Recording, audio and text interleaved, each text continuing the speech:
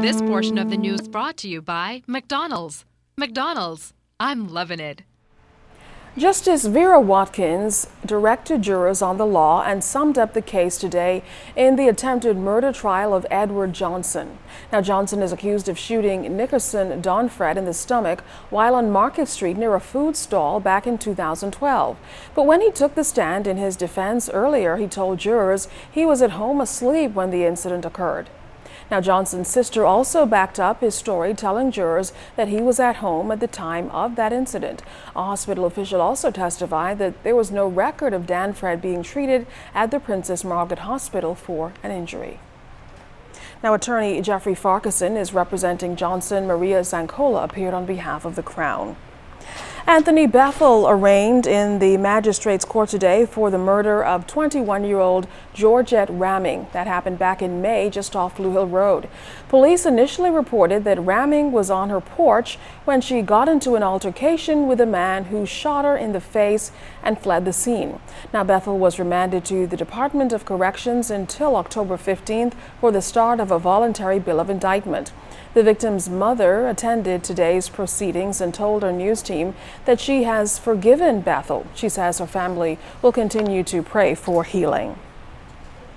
And just behind its annual fair, it's the second largest fundraiser for the Bahamas Red Cross Society. It's the Grand Raffle. Well, the Red Cross officially launched this fundraising initiative today that goes towards, among other things, meeting the needs of those less fortunate in the Bahamas. Carla Palmer has more. Red Cross officials are asking you to purchase if only one raffle ticket at a cost of $5. Both President of the Red Cross Society, Craig Gomez, and its Director General, Caroline Turnquist, are appealing to your moral conscience in helping the organization to assist those less fortunate. So far, we've been lucky. We've been fortunate in the Red Cross over the last 3 years or 2 years. We have not had any major catastrophic events, but that does not say that the Red Cross is without commitments. We feed Meals on Wheels every week, every day, about 70, 80 people. We are a point of refuge for many families and those who are in need. As you know, the Red Cross is a humanitarian agency, and so there are always persons who are in need of the services that the Red Cross provides. Currently, we have a challenge in that we have no vehicle to take the meals out, and the Meals on Wheels program is one of our signature programs. Meals is a very, very significant part of Red Cross because we go out and we target persons that are incapacitated and normally the elderly, and we go out 5 days a week, and persons they actually look forward to getting that meal. Some of them, need the meals to take their medication, and some of them it may be the only meal they have for the day. Officials are hoping to sell all of its 3,000 tickets to defray all of its expenses, including buying a new Meals on Wheels van. We're looking at getting a small cargo van that seats two. Something with, a back open, so when we have to go to the boat to take boxes for the family violence. And so we got a quote, and we're looking at raising at least $18,000 for that vehicle. The Red Cross Meals on Wheels van has been out of service for a month now, and the organization has been relying on the goodwill of volunteers like Edith Coakley, who's been using her own vehicle to transport food to the shut-in. Coakley is paying it forward. She was once in need of help from the Red Cross. Now she's helping them to help others. What happened, I was sick, and I had to see doctor every week. So I moved from Exuma back to Nassau. I was living in Exuma, and I moved back to Nassau. And it was hectic moving back, and I didn't have anything. So I came to the Red Cross for assistance. And what happened was, I was like, if they could do that for me, what I could do back for them. And so when I came here, they said they truck food bus broke down. They filled my car 3 days a week, and I just deliver the food. And I'm so happy doing it because people is very important to me. It's not about me, it's all about people. I'm a lover of people. I'm concerned about people and their lives. And so it cost me nothing to go and deliver this meal to the folk that need it. and I give God all the glory for it. For Red Cross officials and its partners who donated the raffle items, they say for $5 a ticket, the raffle is a giveaway, considering the 24 prizes being offered. There are quite a number of very, very good prizes. The first being a Suzuki Swift that we purchased from Executive Motors, but quite a number of prizes, trips, giveaways. So it's a lot of good prizes that are in there. The raffle prizes will be drawn at Solomon's Supercenter on Saturday, September 26.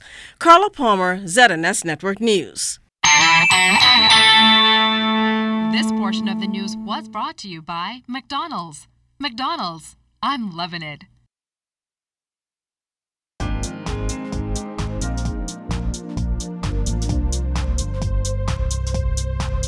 This is your Royal Fidelity Business News. I'm Jimenita Swain. Vacation Express launching a new non-stop service to Freeport, Grand Bahama from Pittsburgh. The Pittsburgh Business Times says the flights will be operated every 5 days through October 26 by Canadian carrier Sunwing. Flights will arrive pre-cleared by U.S. Customs and Border Protection in the Bahamas and will not require customs clearance in Pittsburgh. In other business news, Heritage Bank and CIBC First Caribbean International Bank announcing an agreement that will see Heritage acquiring the Belize assets of the bank. The transaction is subject to regulatory approval, and the requisite applications have all been submitted to the Central Bank of Belize and the Central Bank of Barbados. This transaction is expected to be finalized in the coming months. Heritage Bank Managing Director Stephen Duncan described the acquisition as an excellent opportunity. CIBC First Caribbean International Bank has a number of branches here in the Bahamas. And in international business news, it looks as though lots of teenagers landed summer jobs in July, at least in the United States. The Associated Press is reporting that the unemployment rate for people ages 16 to 19 fell nearly 2 percentage points from June to 16.2%, the lowest level since March 2008. Since the Great Recession, teens have had an especially tough time finding jobs. Their unemployment rate has hovered above 20% for much of the past 7 years. Black Americans also made progress in July. Their jobless rate fell for a second straight month to 9.1%. It's the lowest level since an 8.6% reading in April 2008. That was your Royal Fidelity Business News. I'm Jimenita Swain.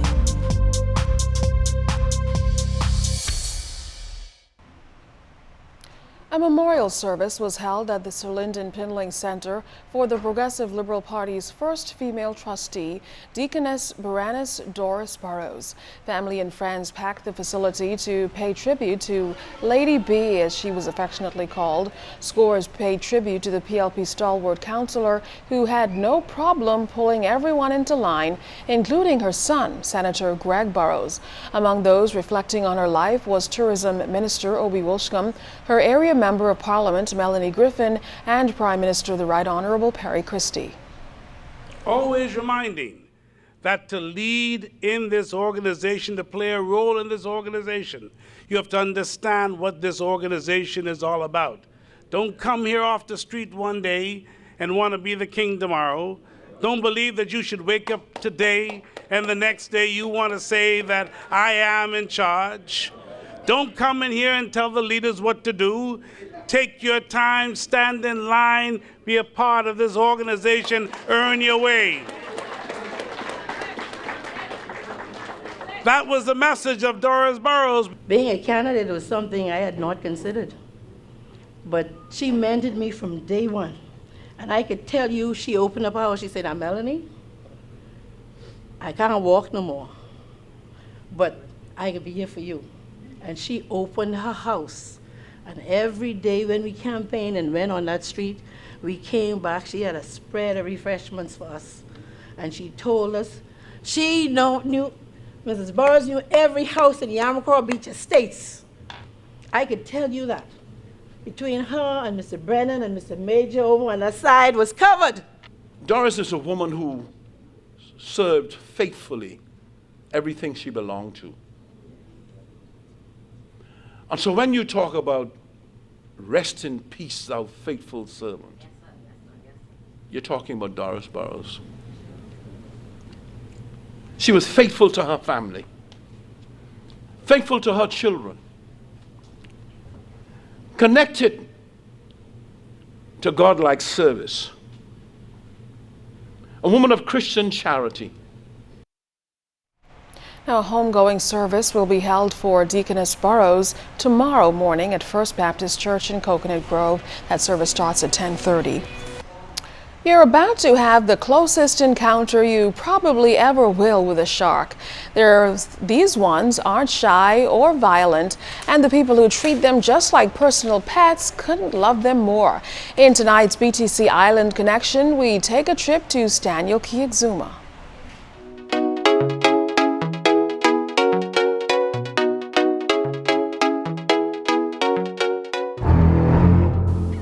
These nurse sharks are hungry, but the bonefish and small children swimming alongside them need not worry.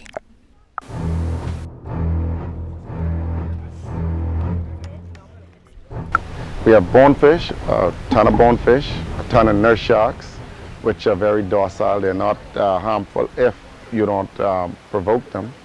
Provoking them would mean pulling their tail or hitting them on the head or something. Other than that, they're very docile. They won't harm you at all. Lone Roll is the co-owner of what he argues is the most unique place in the world. We have a natural aquarium here. It's one of the only places in the world that you can actually feed a bonefish from your hands. You get in the water, you can feed a bonefish from your hands. There's nowhere else you can do that. That's the dinner bell. This all started when Lone's father decided to throw out a few snappers. The sharks came out in droves and have been coming ever since. And the seagulls aren't far away. They see it in the air. The guests love the exclusivity of Stanley Key and the ability to phone home if they wish. How important is cell phone and internet in this environment? Very, very important, especially internet. Most of our customers are internet customers. This is where we are. You know, this new age of technology, you need internet service and phones. We have VHF radios, we have phone system, internet service, thanks to the telco. Telling fishermen's tales are probably a big part of Lone's talk time with guests, but how he got his name is totally true. When my dad was a kid, he was always the leader of his pack, and his friends would always borrow money. So he's like, Jesus, why my friends always borrowing money from me? Which he didn't have a lot of money. He was an average fisherman. And he said, you know what? And he and my mom, they came up with the name Lone because people always borrow from them.